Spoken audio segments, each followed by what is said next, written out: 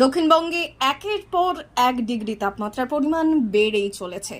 আজকে 45 ডিগ্রিতে রান করে তাপমাত্রা। এই তীব্র দহনে বাড়ি থেকে বের হতে নিষেধ করেছে জেলা স্বাস্থ্য দপ্তর। তবে কাজের তাগিদে বেরোলে কি কি নেওয়া দরকার তারও নির্দেশিকা জারি করেছে। এই গরমে ঘর থেকে বেরোলে সমস্যা হলো তীব্র জলকষ্টের। এই জলকষ্টের সমস্যা থেকে মুক্তি দিতে পাশে দাঁড়ালো শালবনী BRMNMLA CISF জওয়ানরা। এদিন শালবনীতে NH-60 রোডের কাছে তারা রীতিমতো তাঁবু খাটিয়ে শরবত বিতরণ করলেন সাধারণ মানুষদের উদ্দেশ্যে।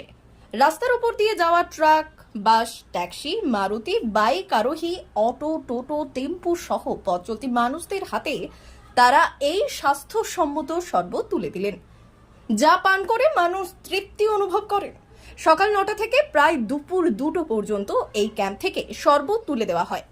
এই শরবতদান অনুষ্ঠানে উপস্থিত ছিলেন শালবনী BRBNML CISF এর কমান্ড্যান্ট চঞ্চল সরকার, ইন্সপেক্টর বাসুদেব মাঝি, SK ছাউ, SK দাস, প্রীতি চক্রবর্তী, সুস্মিতা সরকার, সুলেখা বোস সহ CISF এর জওয়ানরা। এই বিষয়ে শালবনী BRBNML CISF এর কমান্ড্যান্ট চঞ্চল সরকার বললেন, এই ধরনের সমাজ সচেতনতামূলক অনুষ্ঠান আমাদের আগামী দিনেও চলবে।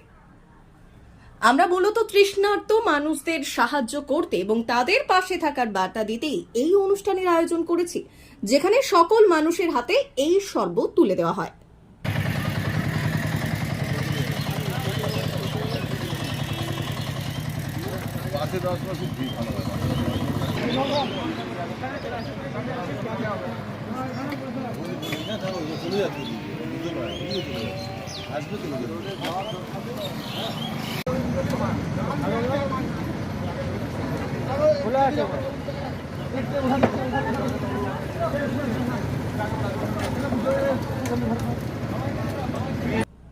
D news, Salboni.